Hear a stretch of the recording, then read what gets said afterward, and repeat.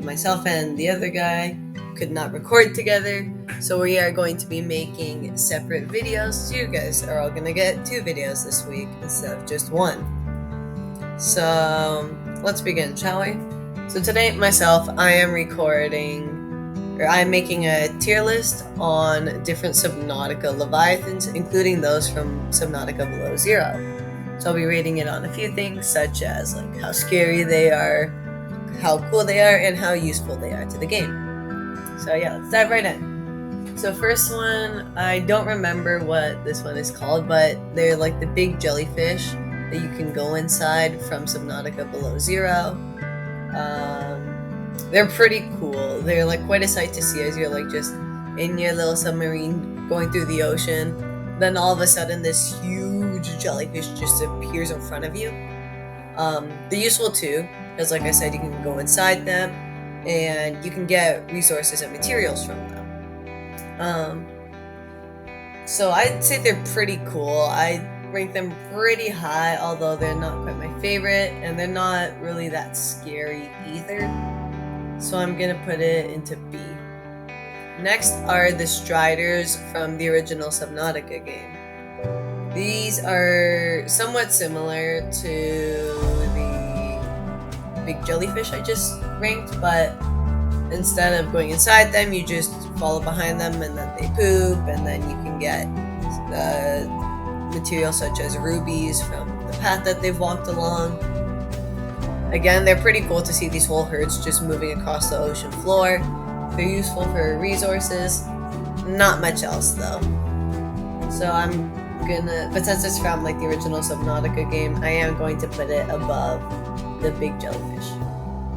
Next, the Reaper Leviathan.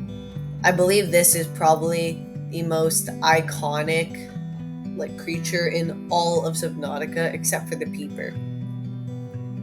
But these guys are crazy. They're super scary, and like I remember the first time I encountered one, it destroyed my sea moth, and they're just so cool, and they're pretty scary too. And they're one of the few creatures in the game that has no bioluminescence, and since they're in murky regions, they'll just appear out of you as if from nowhere. So these guys are going way up in S. Next is the Ghost Leviathan from Below Zero.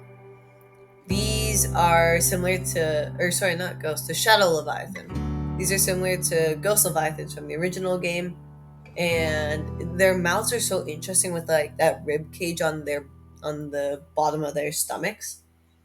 So they're pretty cool looking. They are very scary. And they do pose like a huge threat to the player as you go farther down into the world. So I think that the design could be a bit better. Like, I know it probably fits what they wanted, like being kind of like, I think it has like 8 flippers or something like that. But I'm gonna put it into A instead of S. Sea Empress. These are crazy creatures. Like, they're intellectual. They can communicate telepathically with the player, and they are their hatchlings. Like, right after hatching, produce these enzymes, which are the only way to cure the Kara bacteria. They look pretty cool. They are literally the whole objective, other than they're basically the second largest objective of the entire game, and you basically can't beat the game without encountering these and hatching the young. So I'm gonna put it above the Shadow Leviathan. Next is the Glow Whale. I love whales, and you can pet them, you can ride them. They don't do much in terms for the player, but they're so calming and they're so pretty. I'm going to put it above the Strider. Next, Sea Dragon. In my opinion, these are the coolest Leviathans in the entire game. They're literally dragons. They are the second largest Leviathan, and they shoot fireballs underwater. You can't get much more impressive than that. And I also like the color green, and they so happen to be green. So these are going way up into S. Reefbacks, very useful. like as you can get basic like beginner materials right off their backs, and they come in large numbers, and they're pretty cool just in general. I'm gonna put it in between the Strider and the Glow Whale. Next one, Ghost Leviathan. These are like so scary. Like they're hammerhead sharks basically. They're not the scariest. I think that belongs to the Shadow Leviathan or the Reaper. But they're so cool, and like how their skin is transparent, you can see their organs. And it's cool too how they have the different growth stages you can encounter in the game as well, like with there being the juvenile and adults. So I'm just gonna put it above the Shadow Leviathan. You know, I think I'm actually gonna move the jellyfish and the Strider down to C though, because and honestly I don't like. There's not gonna be any bad ones. These are all really cool in my opinion. But and then last but not least, the ice worm. I think these are the last Leviathans that you encounter in Below Zero. And they are ground-based Leviathans.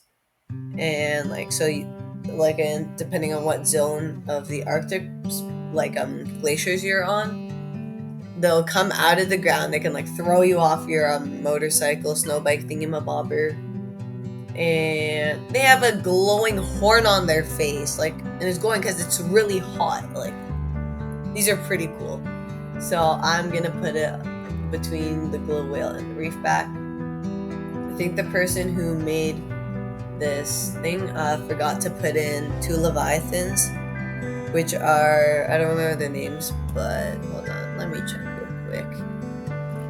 First Leviathan in Subnautica, like it's the one, it's like the shrimp looking one and the void shrimp one. I don't really remember their name real quick. Oh yeah, there's also the frozen Leviathan and the gargantuan Leviathan. Those are really cool. Chelicerates. Personally, I find Chelicerates to be extremely similar to the Reaper Leviathan. So because of that, they're basically the same as the Reaper, except smaller, and in Below Zero instead of in the original game. I think I would put it beneath the Ice Worm, but above the Reefback.